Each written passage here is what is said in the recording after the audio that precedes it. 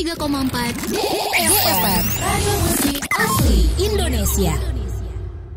Oke, di talkshow spesial bersama Profesor Dr. Haryono Suyono dan saya sebagai co-hostnya ya. Dan Prof, meskipun sekarang tanggal 27 Desember ya, tetapi pada 20 Desember lalu kita memperingati Hari Kesetiakawanan Sosial Nasional atau HKSN ya Prof ya. Nah, ini memperingati dalam rangka untuk meningkatkan nilai kesetiakawanan dan kebersamaan dalam bangsa dan negara Indonesia ya Prof ya. Jadi ada sejarah yang cukup mengejutkan ya. Iya. Pada kira-kira tanggal 22-24 Desember tahun 48. Betul. Kota Yogyakarta itu ibu kota RI pada waktu itu. Iya. Dibombardir oleh Belanda. Iya. Kepengennya direbut kembali karena Indonesia ibu kotanya pindah ke Jogja, karena dirasa lebih aman begitu. Dan di situ ada Sri Sultan Hamengkubuwono yang ke-9. Sri Sultan itu memberikan dukungan keratonnya, bahkan dananya, bahkan logistiknya untuk Republik Indonesia. Jadi betul-betul kayak Republik itu punya Sultan begitu. Karena semuanya berasal dari kantongnya Sultan. Jadi dana-dana dari kerajaan Yogyakarta itu disumbangkan kepada Republik Indonesia. Jadi oleh karena itu Sri Sultan itu kan orangnya handap asor begitu, tidak kepingin jadi presiden, tetapi menyumbang untuk Republik Indonesia. Bahkan seluruh rakyatnya diperintahkan kalau ada keperluan untuk Republik Indonesia dibantu. Sehingga jajaran di desa-desa itu kalau ada tentara, ada segala macam itu dibantu oleh rakyat.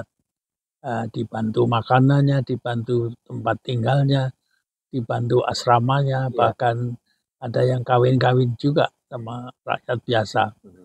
Itu suasana di akhir Desember tahun 48.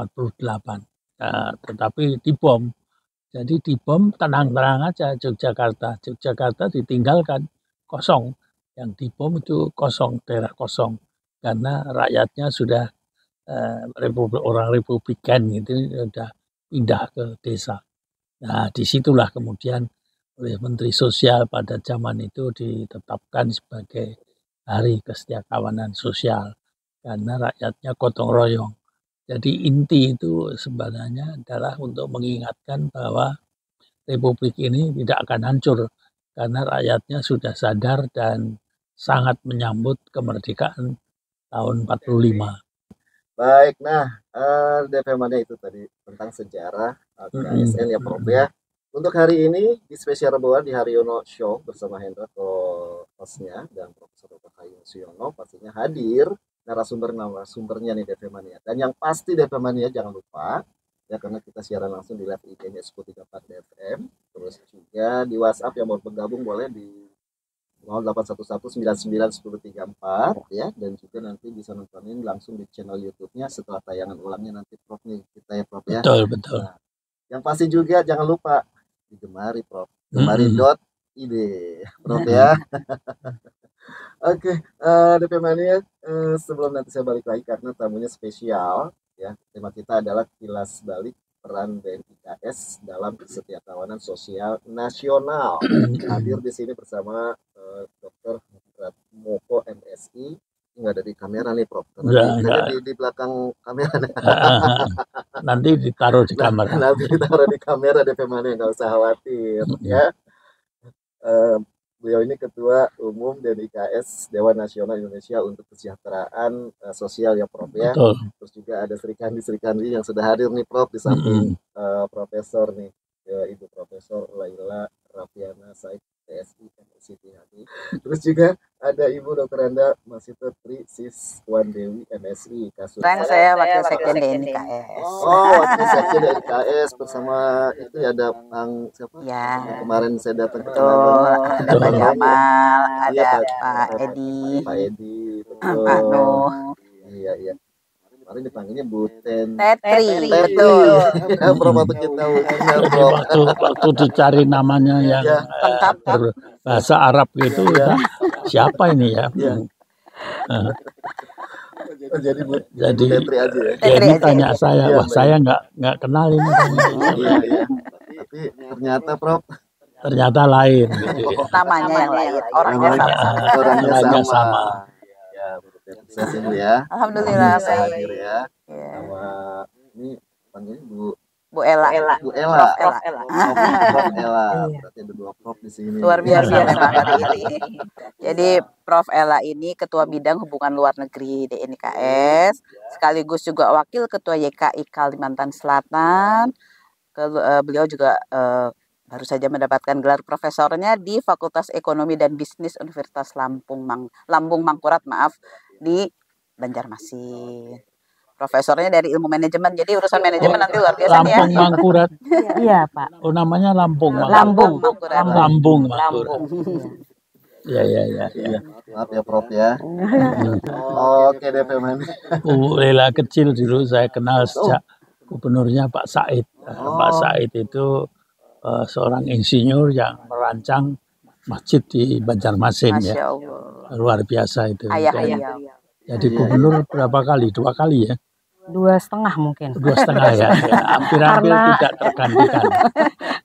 Karena Digantikan oleh Pak Hasan ya. Iya. Nah, kemudian anaknya Pak Hasan itu langsung diambil alih gitu.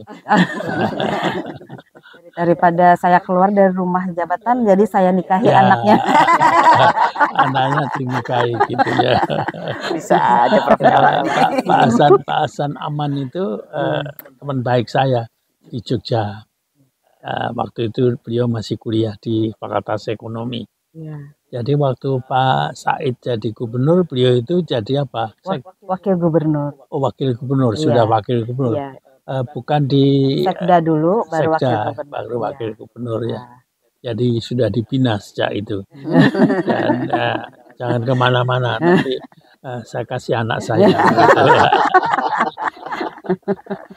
Oh, Prof berarti tahu kecilnya Prof. Oh Tahu tahu, banget. kecilnya Pak Jadi Hasan emang itu tahu. panggilannya Prof. Iya. Itu sahabat kental itu. Iya. Dan Ya. beliau seperti orang tua bagi saya karena Iya. mulai belajar hal-hal yang sosial dari Prof Haryono. Subhanallah. Karena bapak ibunya rajin itu. Jadi tiap kali saya ke sana tidak nginep di hotel. Nginepnya di kediaman gubernur. Oke. Dan kediamannya besar sekali itu. Jadi lebih-lebih kamarnya ya. Sampai sekarang masih jadi kediaman resmi gubernur. Iya. Hmm. Oke. Oh, ternyata Prof udah kenal dari dulu bersama. Oh, ya, Sekarang ya. sama-sama Prof dong sekarang nih. Kan baru saya dapat Prof ya. Prof Ella nih. Iya. Wah, bangga dong Prof. Ya. Pastinya. Ya, Mentor, beliau mentor saya. saya ikut bangga dan ikut terharu lah. Iya. Anak-anak itu kok sekarang udah jadi profesor. Gitu. Jadi kok saya masih profesor gitu ya. Bentar lagi nyusul yang di depan Iya, Prof, yang Ya, ya, depan. Amin. Amin. Oke. Enggak, karena di NIKS itu saya pikir tahun depan harus mulai mempunyai hari tersendiri. Jadi tiap bulan itu mengadakan siaran dialog dengan cabang-cabang di NIKS di seluruh Indonesia. DKTS Indonesia ya. Ya, jadi kita sekarang tidak harus mengunjungi, tapi kita kunjungi melalui Zoom. Virtual. Iya. Jadi entah sebulan sekali begitu ada acara dialog. Jadi kita pilih misalnya kalau saya pilih hari Rebu ini karena persiapannya cukup lah. Nah, nanti dipilih hari apa begitu Zoom ke daerah-daerah dengan konsentrasi satu daerah. Misalnya bulan Januari konsentrasi di Sumatera Utara. Daerah lain boleh mengikuti, tapi konsentrasi langsung ke Sumatera Utara. Hari minggu berikutnya mungkin konsentrasi Jawa Timur. Yang lain boleh mengikuti dan boleh ikut-ikut nimbrung. Nah itu biasanya dulu saya lakukan bersama-sama dengan PWRI. Ada acara dengan Dinas Kesehatan BPJS. Itu sangat efektif. Kita tidak disangka bahwa kita tidak berkunjung ke daerah, tapi kita berkunjung. Tapi kunjungannya kunjungan dengan internet. Sama akibatnya itu. Tapi nggak ada dialog dialog ya.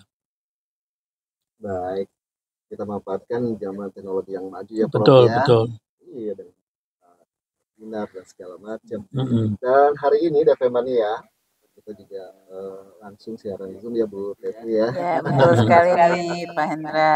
Ini yang sudah hadir gabung juga ada dari mana aja nih, boleh diabsen nih Bu. Coba kita lihat ya.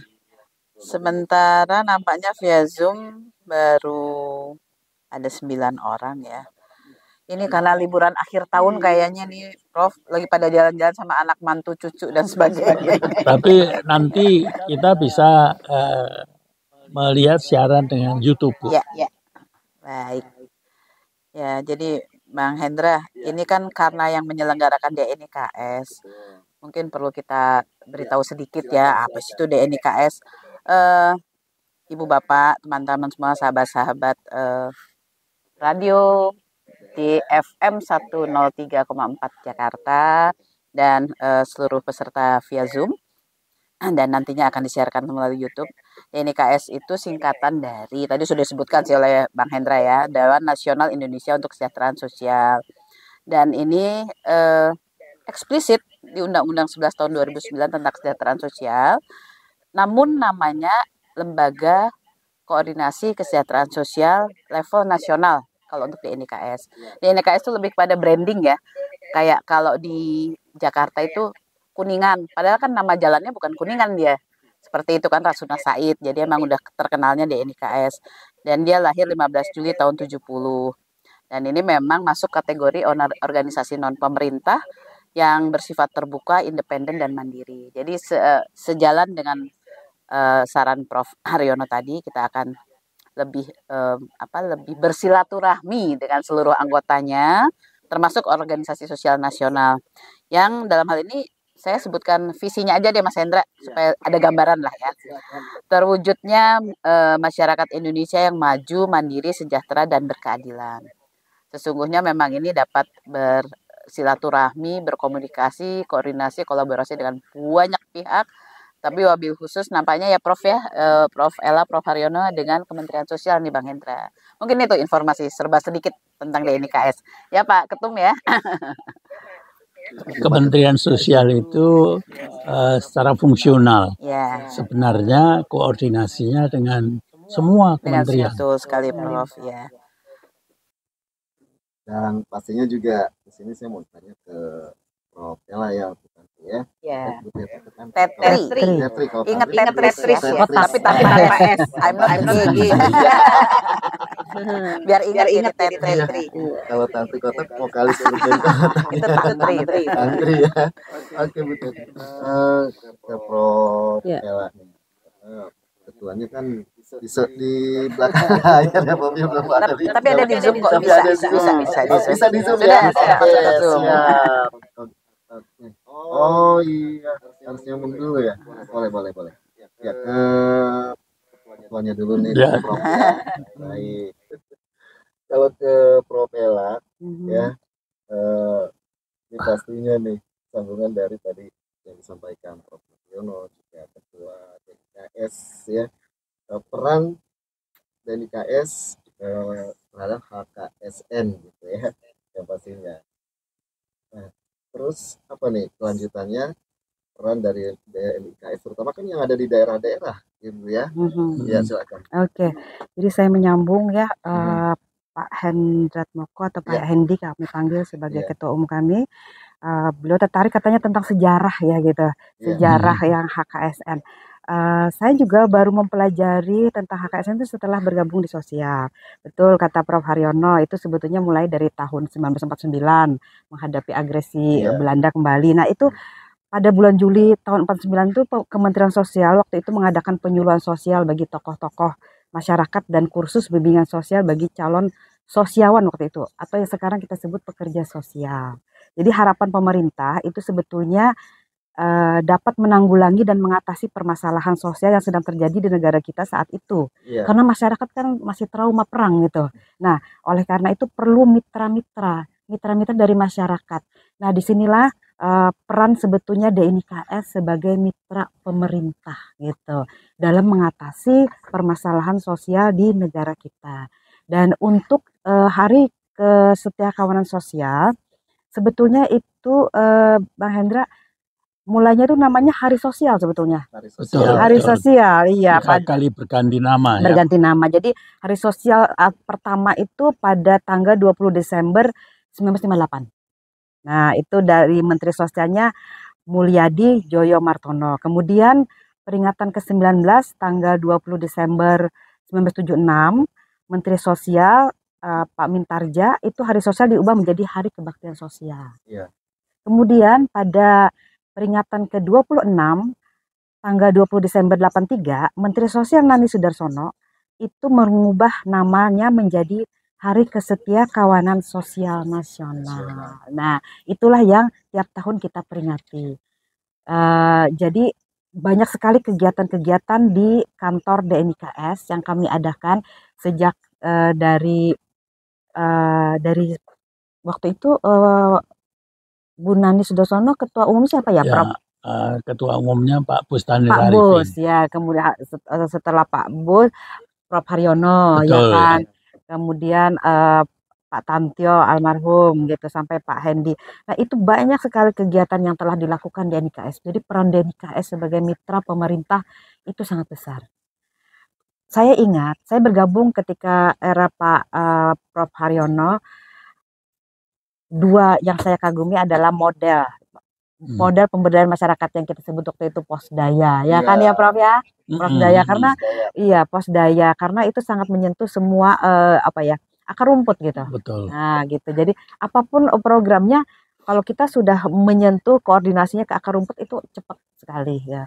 Yang kedua waktu itu adalah Gerakan Aksesibilitas Umum Nasional. Jadi kita memfasilitasi, kita mensupport kelompok disabilitas untuk mendapatkan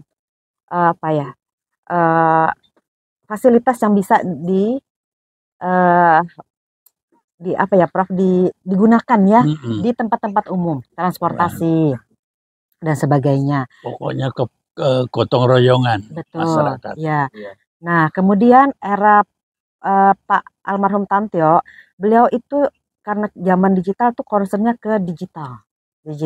Jadi mulailah kita mengadakan pelatihan-pelatihan konten kreator gitu ya Pak Hendi ya.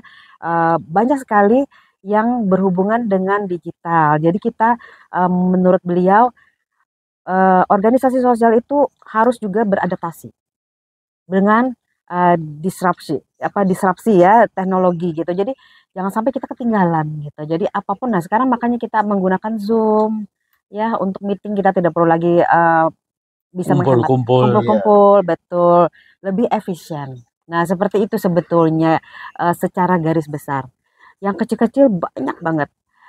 Munas pertama konsorsium sosial ya itu diadakan di gedung DNIKS. Penyusunan kepengurusan HWDI Himpunan Wanita Disabilitas Indonesia diadakan di DNIKS. Belum lagi pelatihan-pelatihan yang lain ya Prof ya. Banyak sekali begitu. Tapi yang paling banyak karena sifat di DNIKS itu koordinasi, yang paling banyak itu di daerah-daerah. Ya. Jadi di daerah itu adalah pusat dari kegiatan yang sifatnya masyarakat. Jadi bukan oleh pemerintah, bukan oleh Depsos. Ya. Nah ini yang kadang-kadang teman-teman kita di Depsos itu kurang begitu paham bahwa kegiatan itu harus dilakukan oleh masyarakat, bukan oleh pegawai Depsos. Nah salahnya pegawai Depsos itu dananya dipakai oleh pegawai Depsos, lalu kegiatannya kegiatan Depsos. Ini saya tidak menyinggung yang sekarang salah, tapi sejak dulu itu dikerjakan seperti itu, sehingga saya dengan Menteri Sosial itu selalu berlawanan karena saya mengelola BKKBN itu seperti DNIKS yang melakukan kegiatan masyarakat. Sehingga masyarakat itu kita beri dana dan dananya itu dipakai oleh masyarakat, dipertanggungjawabkan kepada pemerintah. Jadi BKKBN tidak melakukan sendiri mencari aseptor itu tidak, tetapi masyarakat yang mencari aseptor. Mestinya Departemen Sosial juga begitu. Dananya diserahkan kepada masyarakat, masyarakat yang melakukan kegiatan sosial, kegiatan gotong royong, kegiatan menyantuni mereka yang kurang mampu dan sebagainya. Nah, Departemen Sosial mengawasi, lalu mengarahkan, dan kemudian juga memberi dukungan moral, material, dan pengesahan. Jadi jangan sampai ada lembaga sosial masyarakat mengadakan kegiatan kemudian ditutup oleh polisi. Nah, itu harus dibela oleh Departemen Sosial. Nah, itu yang kemudian di pemerintahan Jokowi ini rada keliru. Semuanya dikerjakan oleh Departemen Sosial.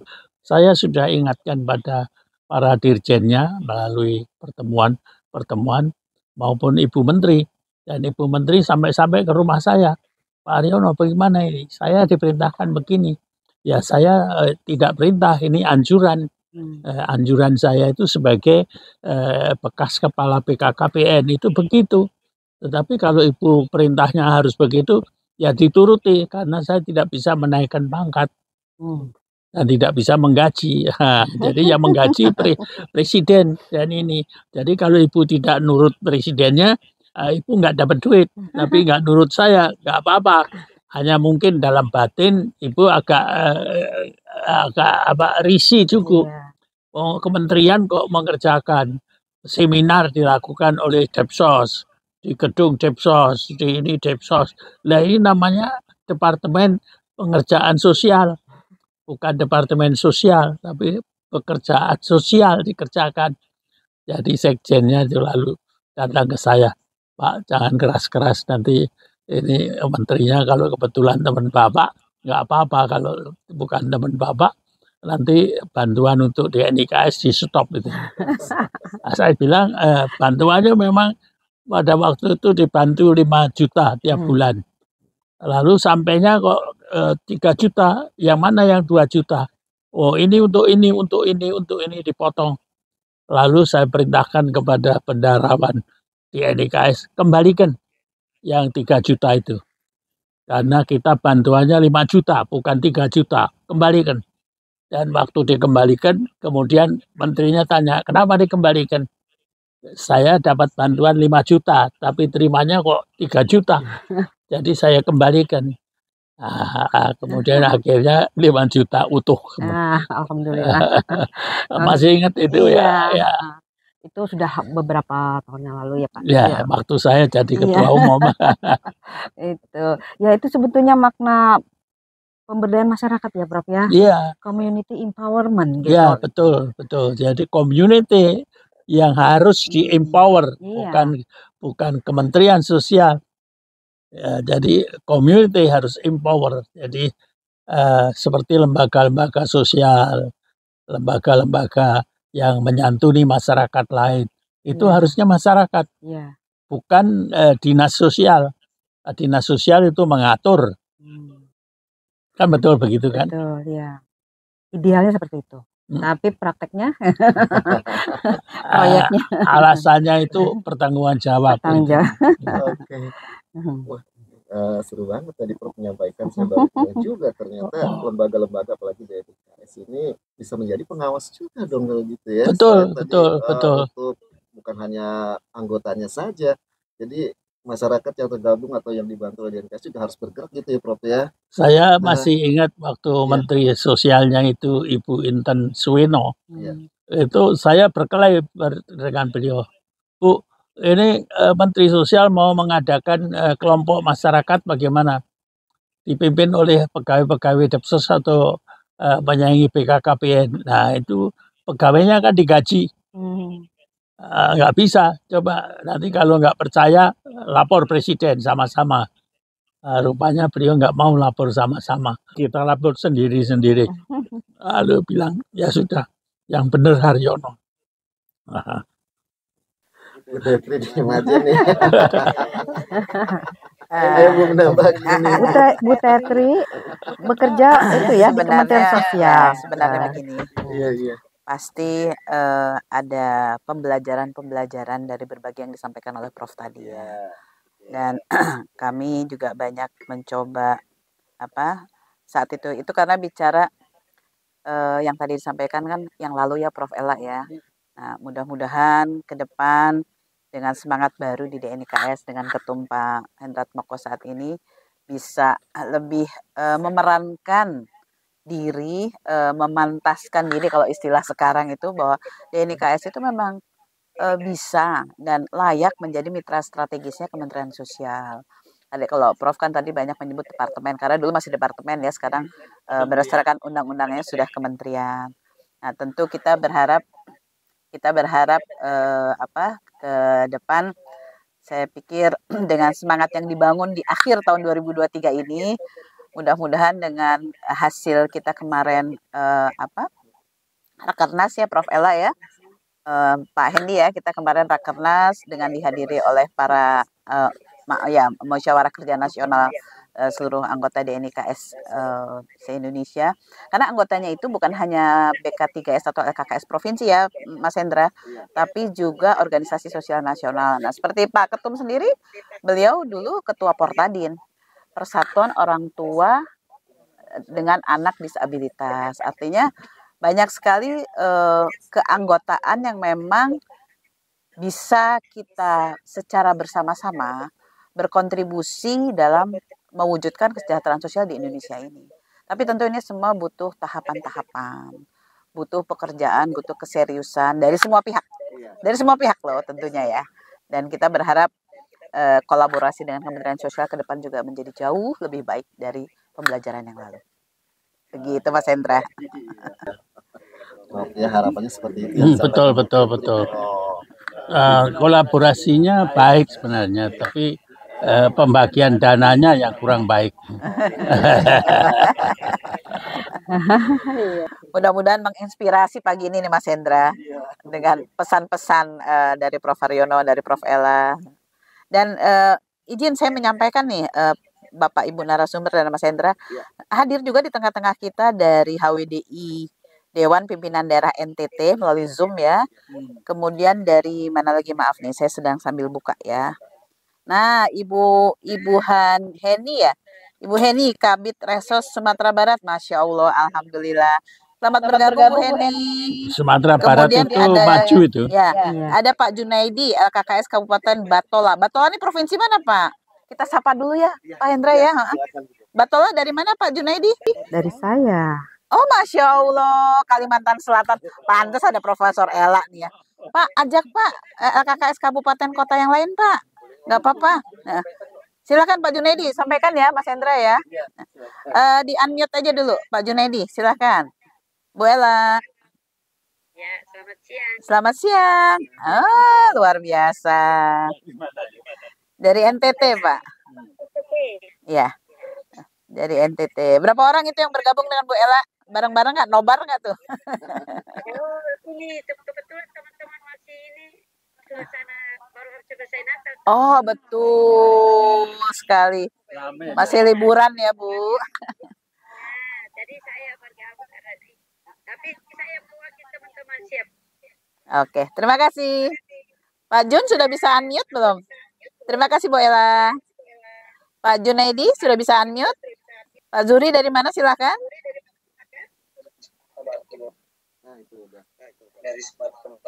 Sumatera Barat. Selamat bergabung. Terima kasih ya Pak Zuri. Terima kasih. Tadi yang sempat muncul wajahnya Pak siapa tadi ya? Ibu tadi. Di NIKS Sumatera Barat itu maju juga Bu. Iya. Alhamdulillah. Dan waktu itu saya ingat posdayanya juga berkembang. Luar biasa. Izin Pak Prof Haryono, Prof Ella, ada pertanyaan. Mas Hendra, saya bacakan ya. Iya, silakan. Dari Pak Ridwan Sumantri. Pak Ridwan masih bersama kita ini. Bagaimana peran DNIKS dan Hari Kesejahteraan Sosial Nasional dalam membangun inklusivitas dan dukungan bagi penyandang disabilitas, serta inisiatif atau program konkret apa yang ada untuk memastikan partisipasi aktif, kesempatan yang setara, dan integrasi sosial mereka dalam komunitas. Kang Ridwan ya ini ya. Kayaknya Prof. Ella dulu nih. Kenal dia Pak Ridwan. Izin Prof. Arena, Prof. Ella dulu ya. Silakan. Untuk Kang merespon. Ridwan, Ella. mana nih apa kameranya kok off? Karena ya karena Kang Ridwan ini juga bagian dari DNIKS. Pasti Pak pasti apa Bu Tetri belum kenal kali ya dengan Pak Ridwan ya? Open cam dong. Iya. Pak Ridwan open cam.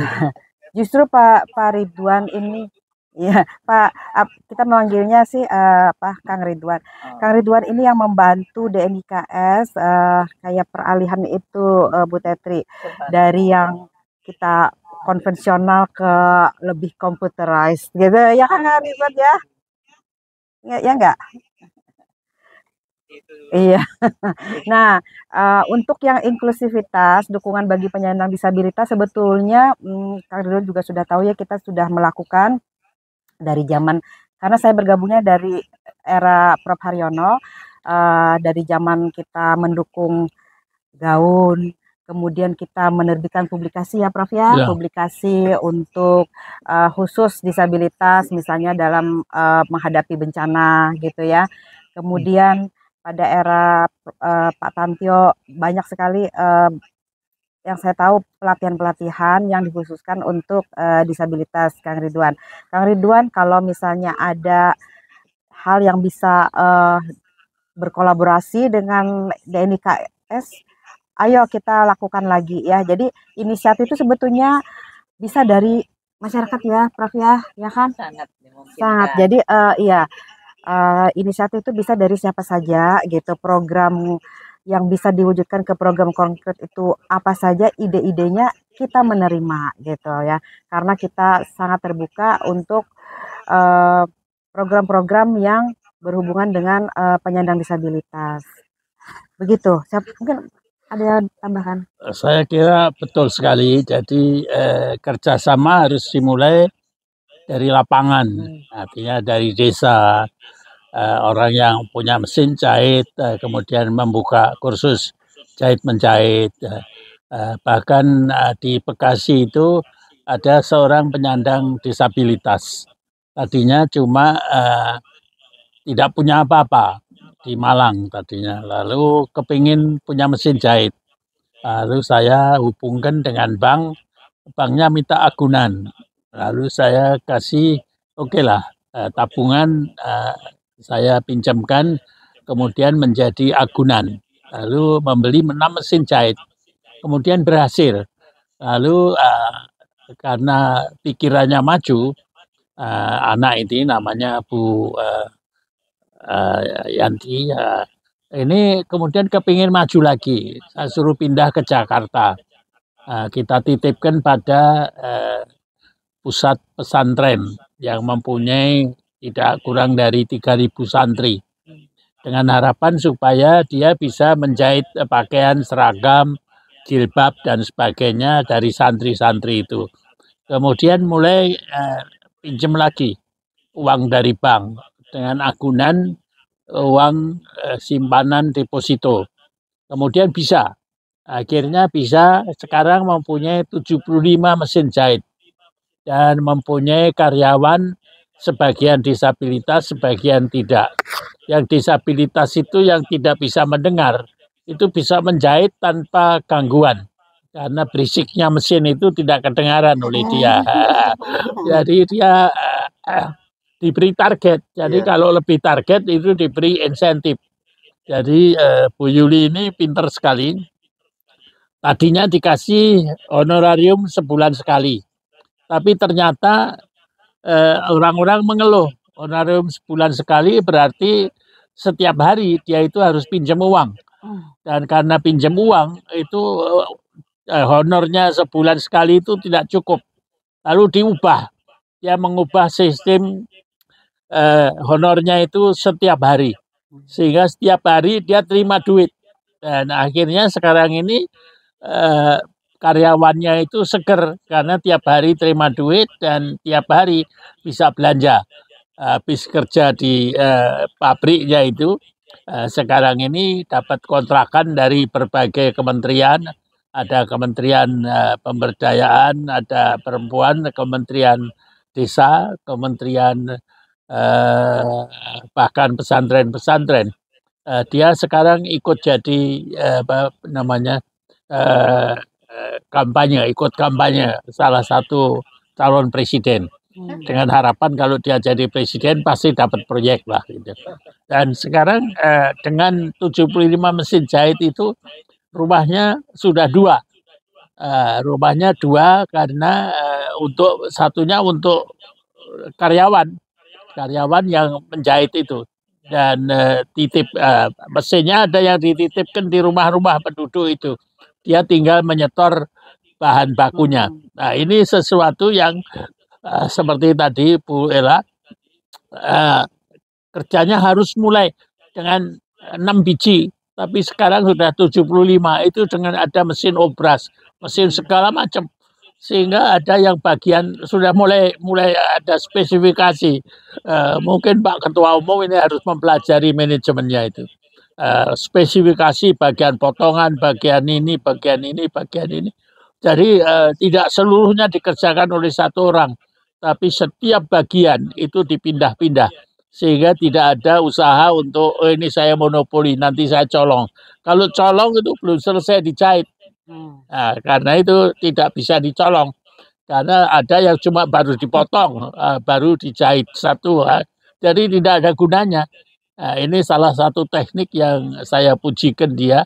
Dia tidak tamat sarjana, tidak tamat SMA, baru tamat SD saja. Tapi pinternya setengah mati dia. Dan sekarang ikut seminar di kementerian-kementerian.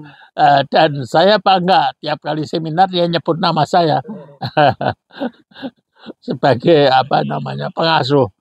Dan utangnya sudah beres.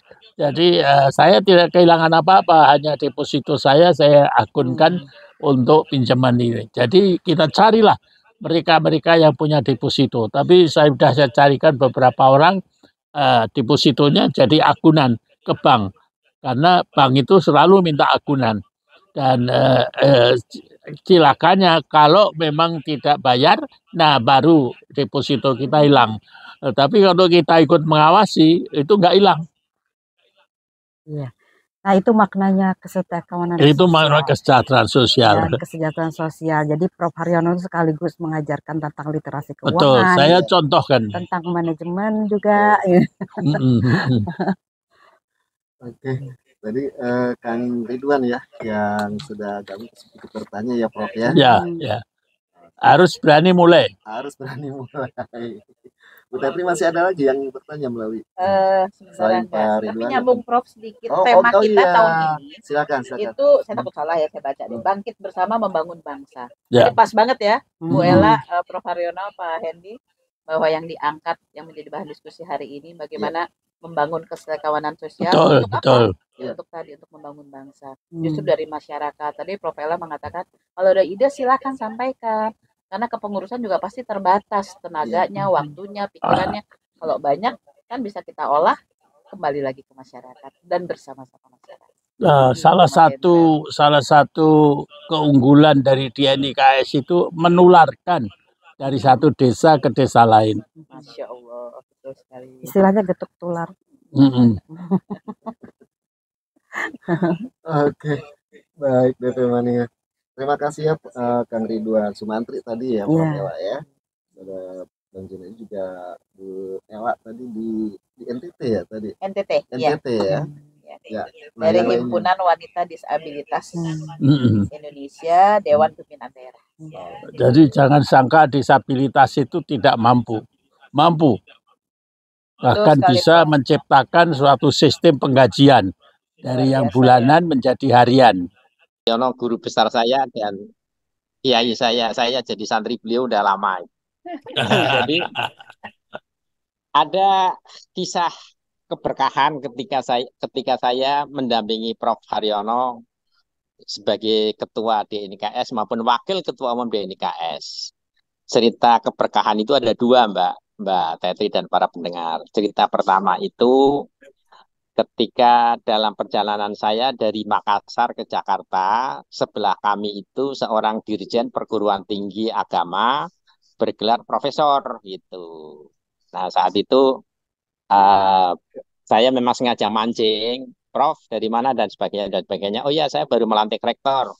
Wah, kalau begitu saya usul Prof ide apa Pak Sis? Jadikan universitas yang inklusi, universitas yang ramah disabilitas. Oh siap. Terus dia tanya, Bapak dari mana? Saya dari Dewan Nasional Indonesia untuk Kesejahteraan Sosial. Ketua umumnya Profesor Dr. Hayono Suyono. Saya sebagai wakil ketua umum. Nah, ketika saya bicara wakil ketua umum, beliau berasosiasi. Ketuanya aja profesor senior, apalagi wakilnya mesti profesor ini gitu. Nah, sejak saat itu ngundangnya saya prof terus sampai landing di Jakarta. Jadi saya jadi jadi profesor selama 2 jam. Alhamdulillah itu karena saya berkah saat mewakili Pak Haryono. Itu keberkahan pertama. Nah, keberkahan kedua, saya ditugaskan Pak Haryono mewakili DNKS, ada HKSN di Jambi. Saya didampingi Pak Heru saat itu. Nah, ketika absen, Pak Heru mengabsen dari DNKS. Terus dia tanya, DNKS itu apa? Dewan Nasional Indonesia untuk Kesejahteraan Sosial. Begitu saya diantarkan, saya dimasukkan ke ruang VIP, ada 2 jenderal yang berdiri hormat ke saya. Nah, saya ini sambil tanda tanya, apa ini makna hormat? Nah, setelah acara selesai, saya baru disangkanya saya dari Dewan Ketahanan Nasional gitu. makanya langsung para berdiri itu. Jadi itu 2 hal keberkahan yang saya peroleh selama di NKS. Jadi ya di NKS itu yang pertama saya sempat dapat gelar profesor 2 jam. Yang ketiga ada bintang-bintang yang hormat karena dianggapnya dari Dewan Ketahanan Nasional. Nah, itulah keberkahan. Nah, itu sekedar intermezzo awal. Tapi intermezzo kedua mungkin saya ingin menerangkan sebagai kilas DNKS. DNKS itu pertama Bu Nasution, Ibu Nas. Terus tahu saya masih menangin ketika ketuanya Pak Bustanil Arifin. Saat itu saya masih sering ikut secara Bunas sama Pak Bustanil, itu sering rapat di DNKS. Nah, setelah dari Pak Bustanil, dilanjut oleh Pak Haryono Suyono.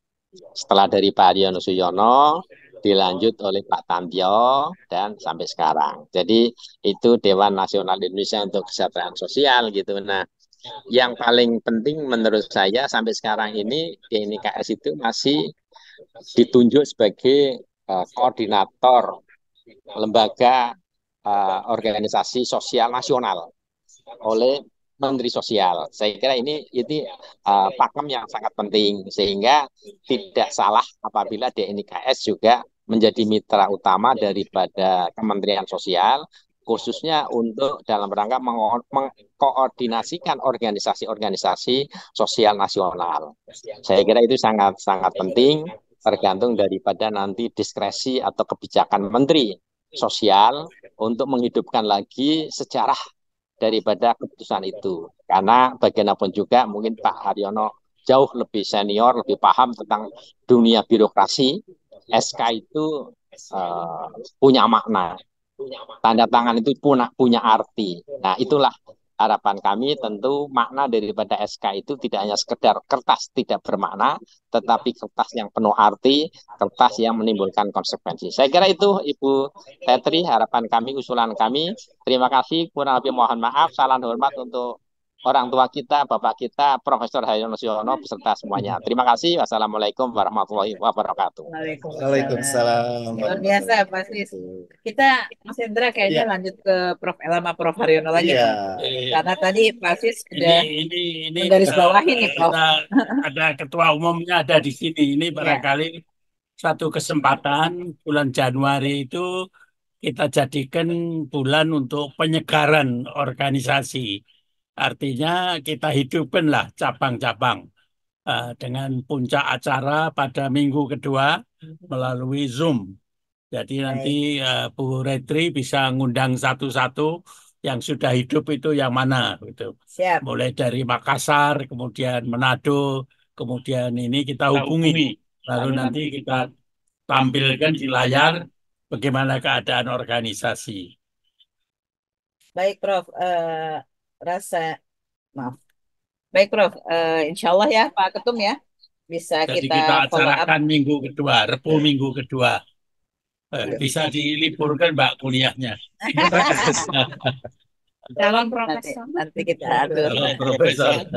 Jadi kemarin itu dari catatan Muskernas, daerah itu kan termasuk Osasna banyak, termasuk kita mereka sudah, saya baca ada beberapa di PK3 sini. Nah itu kalau mungkin idenya Prof kan ada satu yang angkat ya Prof ya.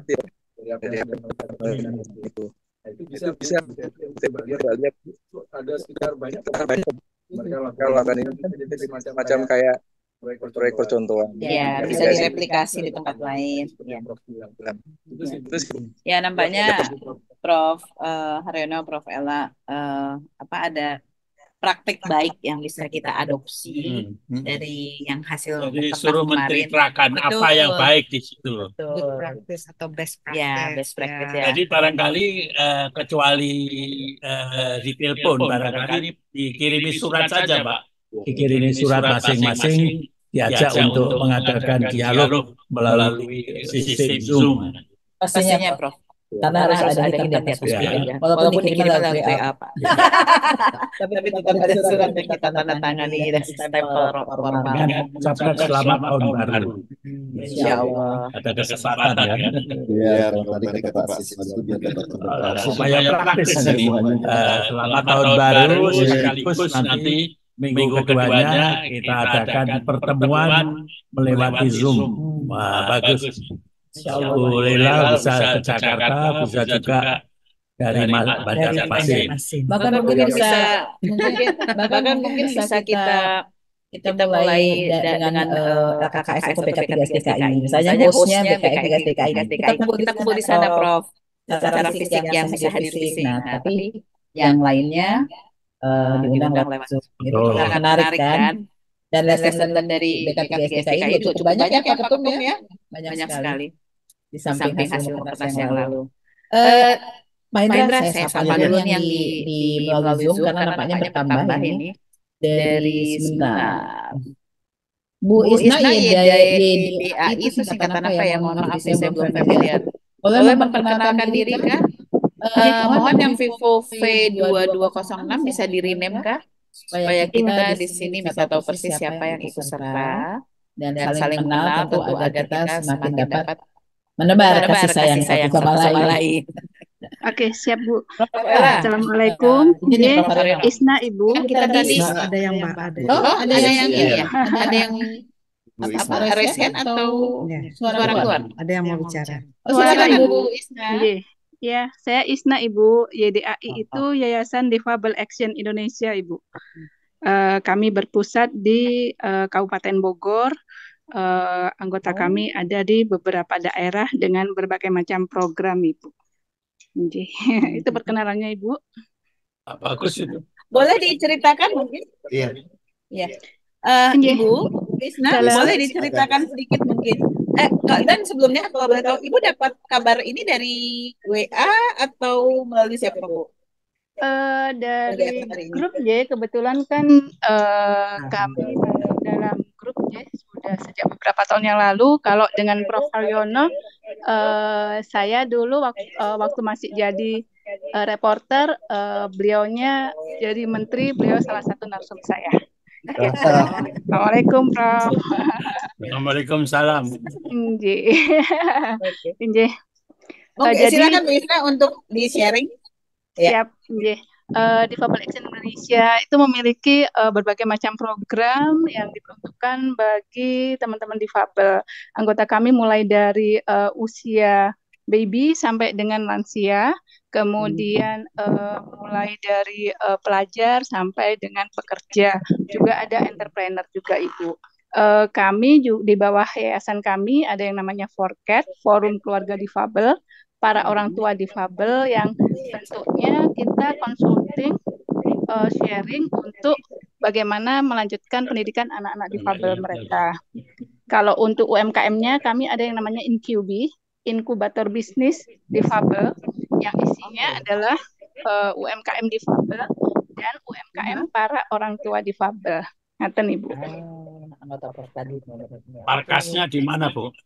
Dalam di Kabupaten Bogor, Pak, di Ciluar. Nggih. Waduh, ini informasi yang luar biasa dan pasti bermanfaat ya untuk kita semua. Dan ini semakin membuktikan ya, Prof. Ya, Mas Hendra, Bapak potensi anggota DNI diundang luar untuk biasa. bercerita, Bu. Pastinya. Nanti kita masukkan dalam list ya. Bu Isna, dalam salah satu kegiatan nanti kita mintakan untuk bercerita lebih detail ya, Bu. Iya, siap. Boleh ya? Oke, siap Ibu. Silaturahmi lagi nyambung ya, Prof. Silaturahminya nyambung. Nyambung kembali. Nyambung kembali, alhamdulillah. Silakan dari yang hadir melalui Zoom kalau ada yang ingin disampaikan. Pak Junaidi nampaknya belum unmute terus tuh. Batola, silakan. Boleh saya sampaikan? Oh, Bu Ella, silakan NTT. Silakan NTT. Yo. Nah, kami HWDI DPD NTT itu anggotanya itu di Kota Kupang dalam beragam, yaitu penyandang disabilitas fisik, intelektual, batik yang tuli, dan juga yang netra, yang tidak bisa melihat, ada hambatan tidak melihat.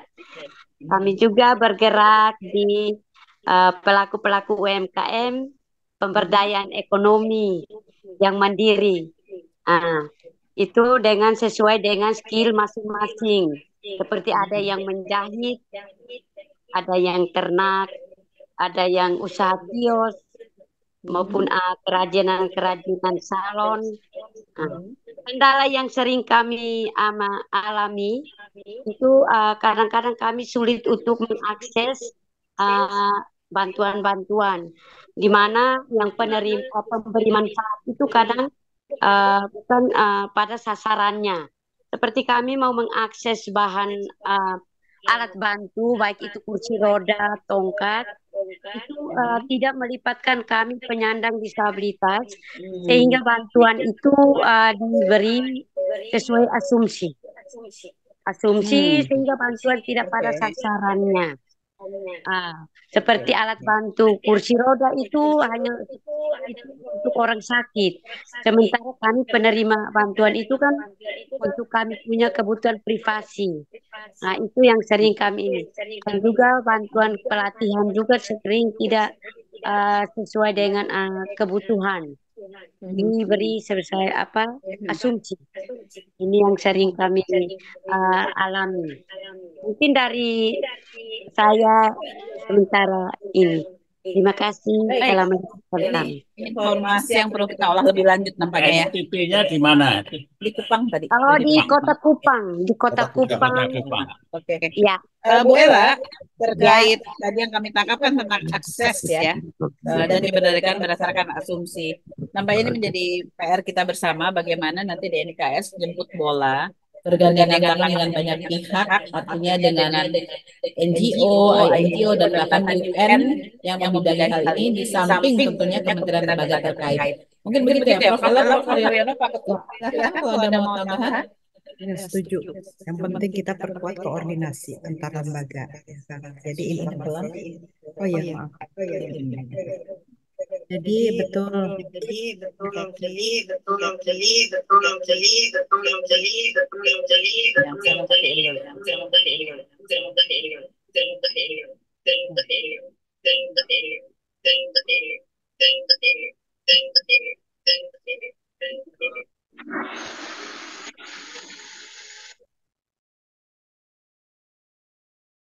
Betul Bu Tetri. Jadi kita harus memperkuat koordinasi antar lembaga. Kita dari DNIKS akan memberikan informasi kepada pemerintah, kepada Jadi kan penting sekali itu informasi. Iya. Terima kasih atas informasinya ya. Iya.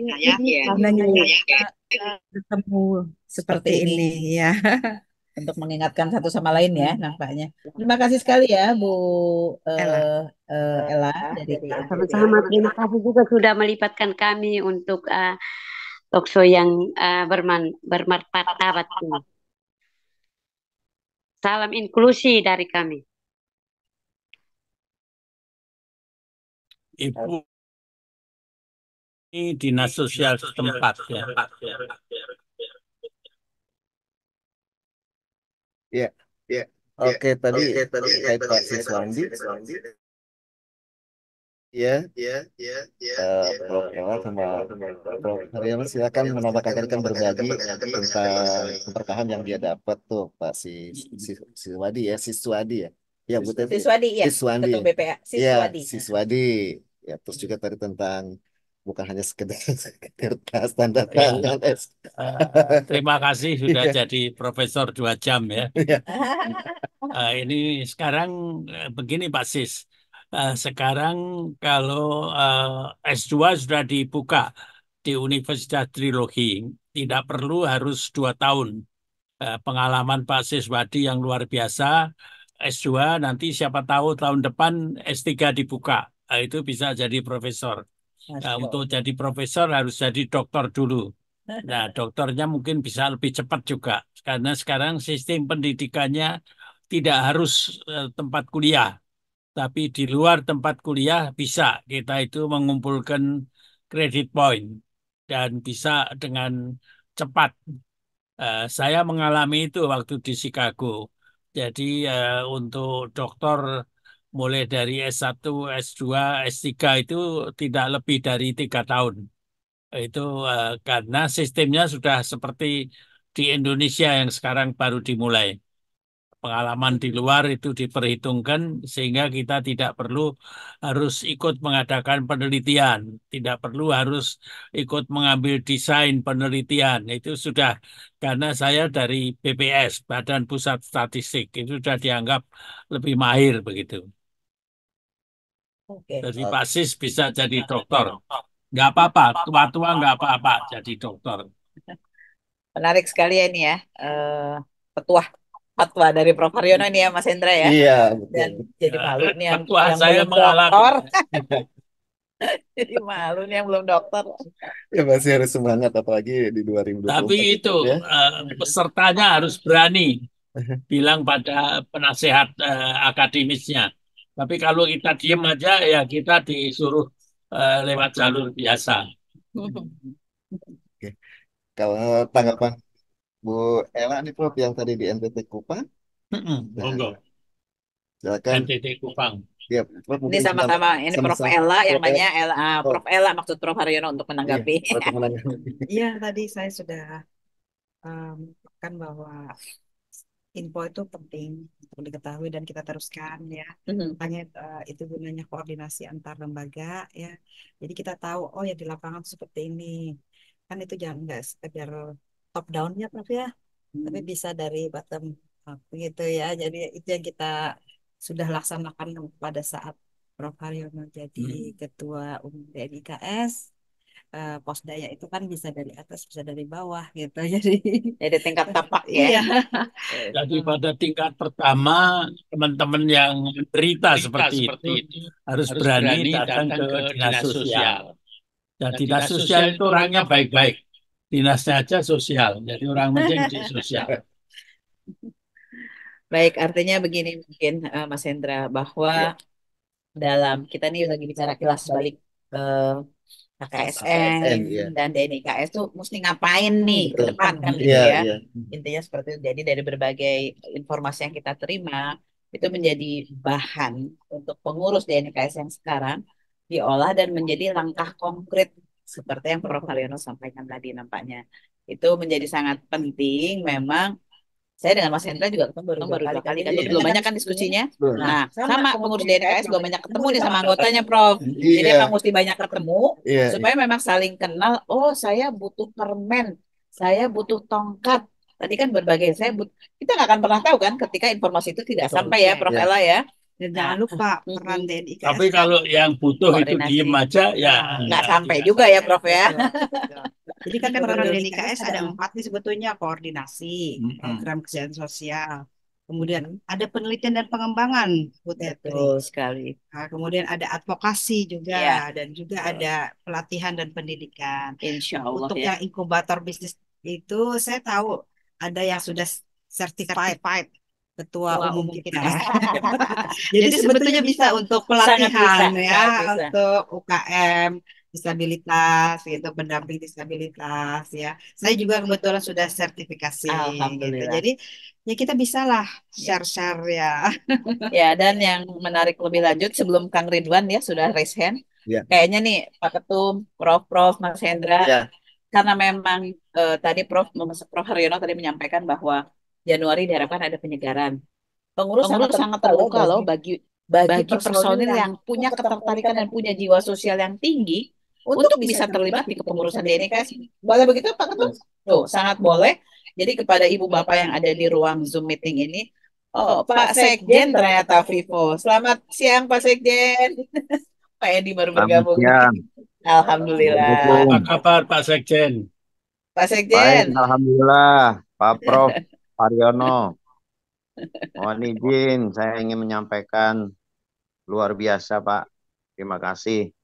Ini udah bersedia pada hari ini mendampingi Wasekjen dan Ibu Wasekjen juga atau salah satu ketua tuh Bu Kepala Bidang Profesor. Hubungan Luar Negeri, Bu Ella. Nah, ini sudah cukup representatif mewakili DNIKS. Ini orang-orang. Ada Pak Ketum juga tuh. Oh ya, Ada ya, Pak ya. Hendi. Luar biasa ini Pak Prof. Luar biasa Ibu Tetri, Bu Ila ini. Nah, ini sekaligus saya laporkan Pak. Siap. Nanti minggu kedua bulan Januari kita mengadakan pertemuan lagi dengan mengundang daerah-daerah. Siap, Prof. Jadi sekaligus ini Pak Ketua Umum sama Pak Sekjen udah tahu ini. Alhamdulillah. Ya, oke. Ya, terima kasih, Prof. Terima kasih Pak Sekjen. Ini bincang-bincang yang sangat mempunyai arti makna yang luar biasa nih di Hari Kawanan Nasional. Terima kasih, Prof. Terima kasih Bu Ila, Bu Tetri. Siap. Waalaikumsalam. Kang Les. Waalaikumsalam. Karena ada yang sudah ada resen, silakan Kang Ridwan. Mangga, Kang Ridwan. Ya, terima kasih Bu Tetri. Yang saya hormati Prof. Haryono, saya kangen juga dulu terakhir ketemu tuh di pelatihan digital sama Ibu Niken dulu. Sama yang saya hormati Bella, Pak Hendi, lama kita nggak ketemu. Ya, saya menarik. Tadi saya dapat info untuk webinar ini sehingga saya langsung ada waktu sehingga saya langsung join dan temanya menarik karena kesejahteraan sosial itu saat ini kalau saya melihat perkembangannya sudah agak menurun, value-nya itu sudah agak beda dengan mungkin puluhan tahun yang lalu. Ada perilaku di masyarakat yang abai dengan sesama seperti itu.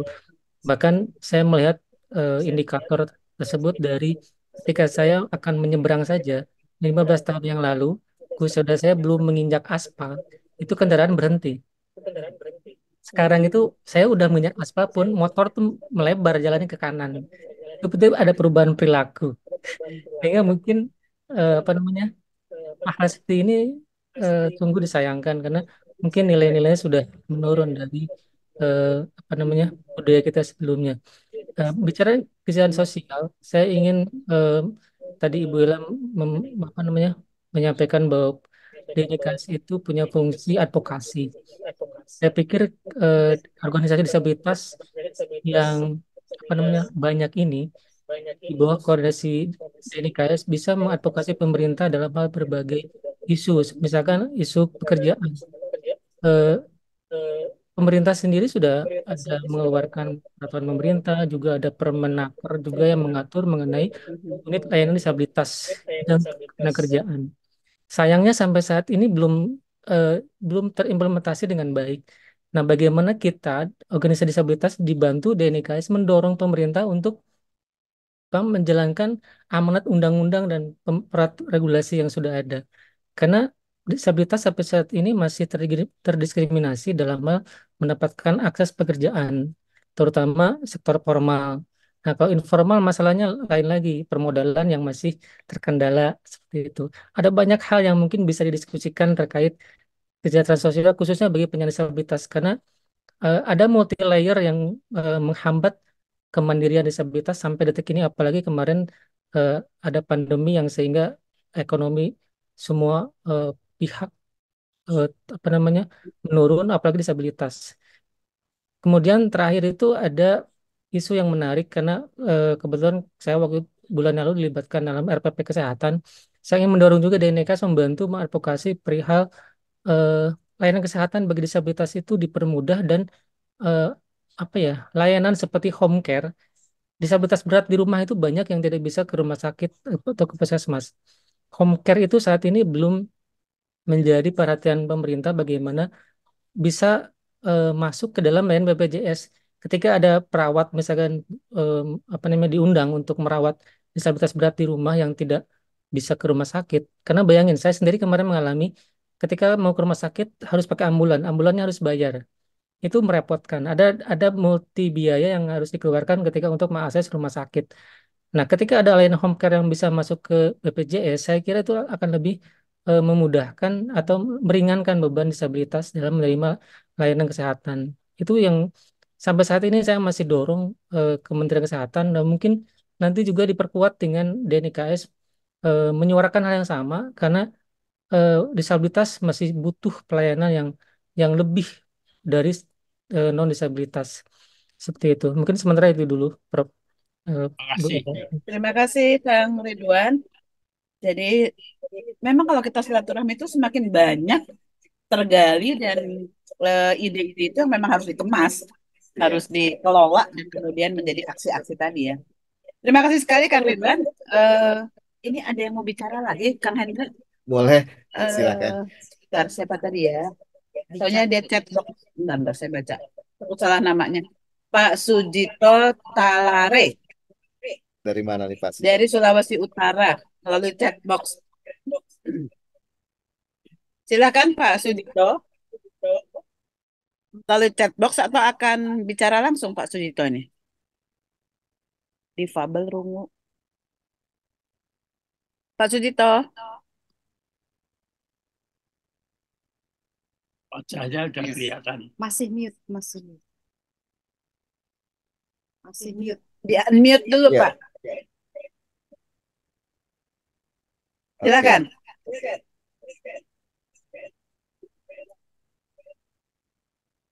Connecting. Nggak bisa. Orang Jawa yang disulut. Sucito ya. Yang namanya Sugito. Sudah bisa? Belum. Masih mute. Unmute dulu Pak. Coba di itu. Mas Fajar bisa bantu? Belum connect audionya Pak Sucito.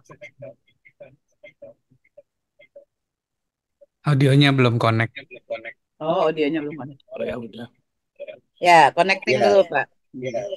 Oke ya, silakan Pak.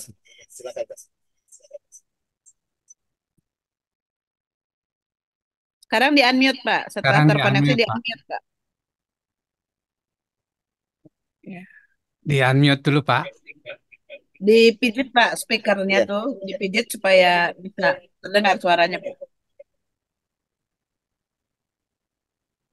Ya, pijit dulu Pak. Bapak pakai HP kan? Nah, Oke. Ya udah bisa Pak. silakan. Silakan, Pak. Terima kasih. Apakah suara saya sudah bisa terdengar dengan jelas? Sudah Pak. Jelas. Baik. Sebelumnya saya perkenalkan diri dulu. Saya Sujito Talare, aktivis disabilitas dari Sulut dan aktivis disabilitas nasional. Tadi ketika baru masuk bergabung, saya bingung mau cara apa karena langsung diberi kesempatan. Dari sekarang saya sudah memahami dan saya ingin membicarakan banyak hal tentang terkait Sulawesi Utara. Pertama, sebagai seorang aktivis, saya belum tahu apakah di Sulawesi Utara sudah ada cabang DENIX atau belum.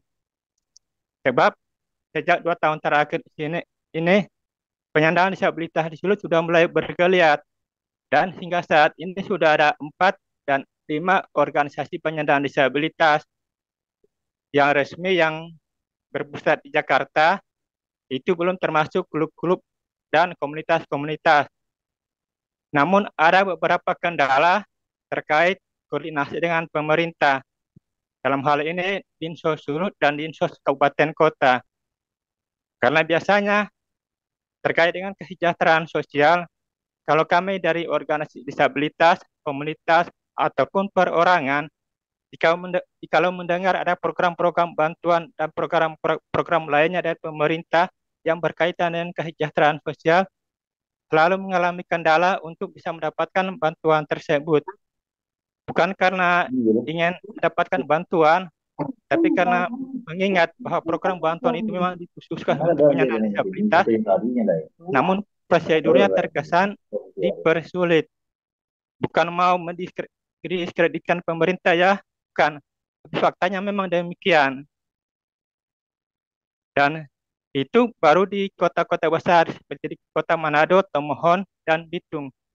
Bagaimana dengan daerah perbatasan seperti di Kabupaten Kepulauan Sangihe, Kepulauan Talaut, Kepulauan Sitaro, dan di daerah-daerah pedalaman di Kabupaten Minahasa Selatan, Minahasa Utara, Minahasa Tenggara, dan Bolmong Raya. Masih banyak penyandang disabilitas yang belum tahu hak-hak mereka tentang atau yang berkaitan dengan kesejahteraan sosial. Nah, di sini saya baru memahami peran DENIX itu sebenarnya seperti apa. Namun kendalanya, apakah DENIX sudah ada di Sulawesi Utara atau belum? Seandainya kalau ada, kami mungkin akan terbantu dalam hal peningkatan kesejahteraan, baik secara individu maupun kelompok-kelompok usaha bersama. Sebab walaupun banyak penyandang disabilitas sudah memiliki kesadaran tentang hak-hak mereka, namun dalam koordinasi dengan pemerintah dalam hal ini dinas sosial, baik di tingkat provinsi ataupun kabupaten kota, sangat sulit. Belum lagi soal aksesibilitas, misalnya untuk penyandang disabilitas rungu, belum adanya ketersediaan juru bahasa isyarat. Lalu untuk penyandang disabilitas berkursi roda, belum adanya pendamping-pendamping yang lebih memahami tentang kontekstual para penyandang disabilitas berkursi roda. Begitu juga dengan disabilitas netra, disabilitas kerahita, dan lain-lainnya. Itu menjadi kendala-kendala dalam hal berkoordinasi dengan pihak-pihak terkait. Selain itu, belum adanya kebersamaan visi dalam hal peningkatan dan pelibatan para penyandang disabilitas terkait dengan program-program peningkatan kesejahteraan. Apalagi dalam penyusunan program-program itu, penyandang disabilitas jarang sekali dilibatkan, baik secara langsung ataupun secara tidak langsung. Sehingga di Sulawesi Utara masih ada kesan bahwa apa yang diberikan kepada para penyandang disabilitas itu tidak lebih daripada belas kasihan, bukan karena faktor kewajiban negara terhadap para penyandang disabilitas. Mungkin ke depannya Bapak-Bapak Ibu di DENIX Pusat bisa mempertimbangkan untuk memberi perhatian lebih lagi kepada Provinsi Sulawesi Utara, khususnya di daerah perbatasan yang merupakan kepulauan-kepulauan yang belum tersentuh sama sekali. Hingga tidak heran pada tahun ini sudah berapa kali terjadi demonstrasi di kantor Gubernur Sulawesi Utara terkait perhatian dan pemberian kesejahteraan penyandang disabilitas. Baik Bu, hanya itu untuk sementara ini. Terima kasih. Terima kasih Pak Sujito Tero, Haryono, Prof. Ella. Kita kasih kesempatan Pak Ketum dulu ya, karena spesifik ini KS ini nampaknya. Pak Ketum mungkin bisa respon dari Pak Sujito, itu kendala bantuan pemohon Bitung Manado aja kota besar tuh sulit aksesnya, apalagi nanti Sangihe, Talaut. Seperti itulah kurang lebihnya. Monggo Pak Ketum. Iya, jadi DNIKS sendiri di Sulawesi Utara ada sebenarnya ya, hanya tidak aktif. kegiatannya. Jadi memang salah satu tugas kepengurusan yang sekarang ini revitalisasi. Jadi organisasi-organisasi anggota yang ada di bawah DNIKS yang mungkin kepengurusannya sudah lewat itu harus ditinjau ulang lagi tuh Bu. Sampai apa memang ada yang sudah habis. Nah, untuk kita dorong segera mengadakan musda. Kemudian tadi Prof juga sempat sampaikan langkah paling efektif mungkin Bapak bisa coba hubungi dinas sosial setempat, Pak. Bapak silaturahmi ke sana sekaligus menceritakan tentang organisasi Bapak, kegiatannya apa saja. Kemudian coba kalau metode coaching itu ada istilahnya mereka kita libatkan untuk memecahkan masalah kita, Pak. Jadi dengan cara kita menyampaikan sesuatu, kemudian setelah itu justru kita tanya ke mereka, Pak, gimana kira-kira saran mereka untuk menyelesaikan masalah yang ada di kita ini. Itu dari saya, mungkin dari Prof atau Prof Ila, Tetri, kalau ada yang mau tambahkan silahkan. Tapi intinya revitalisasi organisasi ini kayaknya penting. Terima kasih Pak Ketum. Pak, saya sedikit saja nanti kita beri kesempatan dua Prof kita. Pak Sujito, kalau di level provinsi itu namanya LKKS ya, Lembaga Koordinasi Kesejahteraan Sosial Provinsi. Dan itu biasanya tentu di bawah naungan atau diayomi oleh Dinas Sosial Provinsi Sulawesi Utara. Mungkin tugas kami di Jakarta, di pusat nanti lebih kepada mengkoordinasikan lebih lanjut dengan kawan-kawan di daerah. Selanjutnya kita beri kesempatan dua Prof kita. Siapa dulu? Prof Haryono dulu? Monggo, Prof.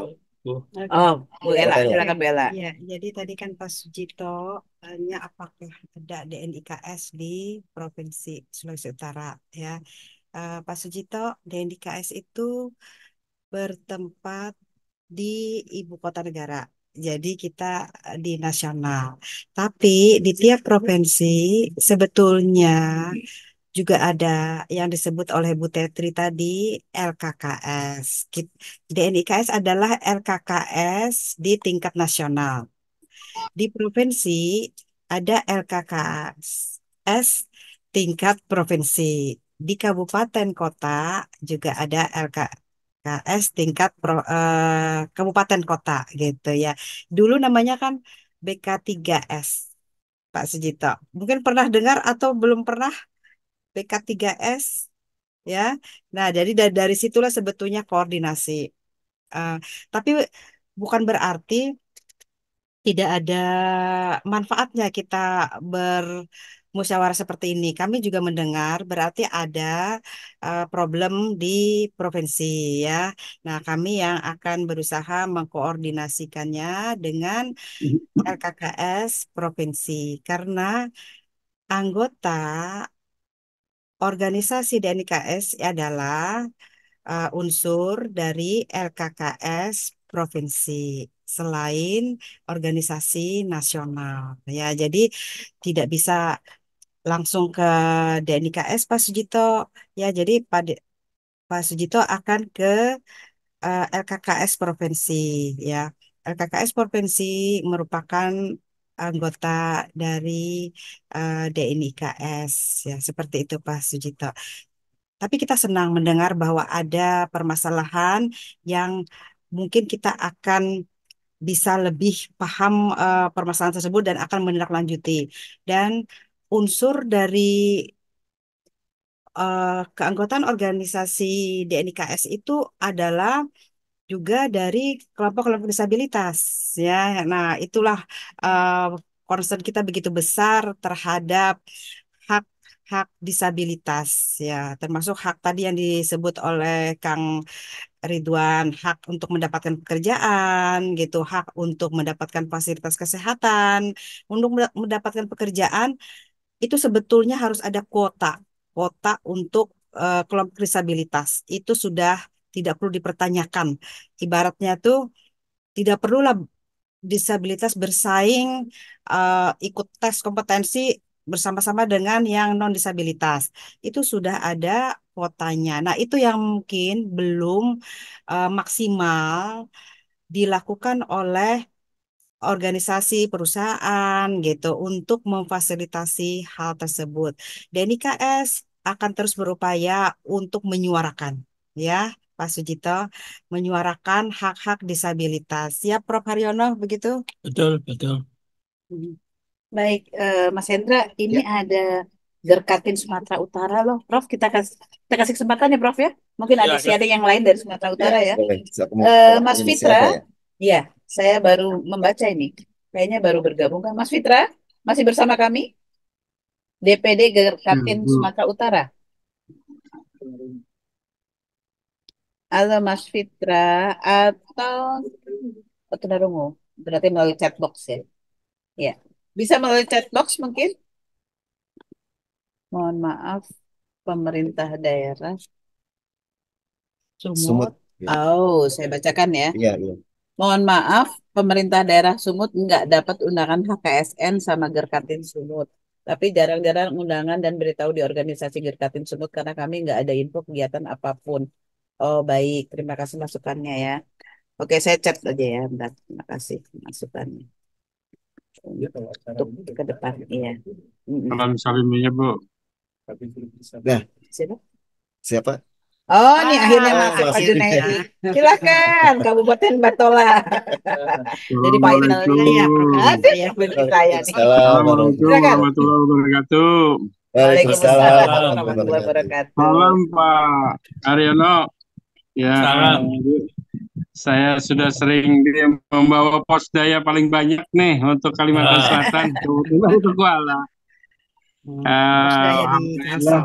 Oh. Kemarin sempat dikunjungi juga waktu kita ke konferensi di Kalimantan Selatan NKS. dari berbagai daerah ke tempat kita. Tetapi salah satunya Pak, penggantian pimpinan, penggantian camat, penggantian kepala desa, ibu PKK yang lainnya kita sebenarnya harus mendobrak semudah mungkin supaya mereka mengerti.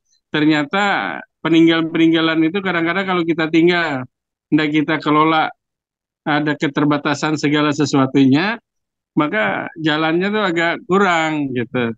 Nah, jadi mungkin kami mudah-mudahan nanti ada bimbingan lanjut nih, Mbak. Ini Bu Lela, kami Bu Dewi juga kemarin memberitahu kalau bisa ikut. Nah, jadi kami ikut walaupun monitor. Nah, Bu Tensi mungkin baru sudah lama mungkin sudah kenal saya nih. Soalnya sering sekali nih saya ke sana, ke kantor sana dan ikut posdaya setiap berapa tahun sebelum COVID ya. Ya, alhamdulillah sebagian masih jalan. Nah, kebetulan LKKS kita tetap jalan untuk di daerah, tapi untuk pengembangannya mungkin maaf nih, pemerintah daerah kita berganti-ganti, jadi pengertiannya tuh tidak terlalu seperti kita gitu. Mudah-mudahan nanti tahun depan akan bisa kembali dengan kepala daerah yang baru. Nah, bisa tersusun lagi LKKS, bisa jalan lagi kembali yang sudah jalan. Itu dulu informasi dari kami, Junaidi, LKKS Kabupaten Barito Kuala, Kalimantan Selatan. Ibu Lela sudah tahu sekali nih sama kita. Barito Kuala. Assalamualaikum warahmatullahi wabarakatuh. Waalaikumsalam warahmatullahi wabarakatuh. Kita Andri, ada waktu 5 menit lagi gitu. Iya Tidak nih. terasa ya. Menjelang closing statement dari para Iya. narasumber nih Mas Hendra. Baik. Lela populer betul di Kalimantan Selatan. Terima kasih Pak Junaidi LKKS dari Kabupaten Barito tadi. Barito Kuala. Barito Kuala. Batola singkatannya. Silakan Prof Ella. Closing statementnya mungkin nanti pamungkasnya Prof Haryono. Ya. Saya pamungkasnya, pamungkas dari saya maksudnya. Nanti kan pamungkas dari Prof Haryono. Saya ada pantun aja deh. Nyontek tuh. Ada DNIKS di Indonesia. Cakep. Dewan Nasional Indonesia untuk Kesejahteraan Sosial Mitra kita. Bersama pemerintah menyukseskan cita terwujudnya bangsa sejahtera dan bahagia. Masya Allah. Keren. Hari ini kebangkitan kembali di NIKS. Amin. Rupanya udah sampai Sulawesi Utara, sampai Kalimantan Selatan, NTT, sampai Sumatera Barat, NTT, luar biasa. hari ini sungguh sangat menggembirakan ya. Alhamdulillah. Kita dapat respon dan kita mendapat laporan langsung para pengurus yang sudah tidur kena bangkit lagi rupanya. Ini Pak Ketum, ini pengurus daerah sudah mulai bangkit kembali. Baik, ada lagi Prof. Sudah saya kira. Selamat ya. Oke. Nah, Mas Hendra penghujung nih. Silakan. Saya kayaknya persis sih dengan para narasumber mengucapkan terima kasih pastinya sama dengan Pak Ketum kepada semuanya dan khususnya kepada Prof yang tak pernah ada kata lelah untuk mensupport DNIKS ya Pak Ketum ya, dan kepada seluruh peserta yang mewakili dan merepresentasikan organisasi dan provinsinya juga mengucapkan terima kasih, dan mudah-mudahan ini kita bisa lebih tindak lanjuti dengan lebih baik.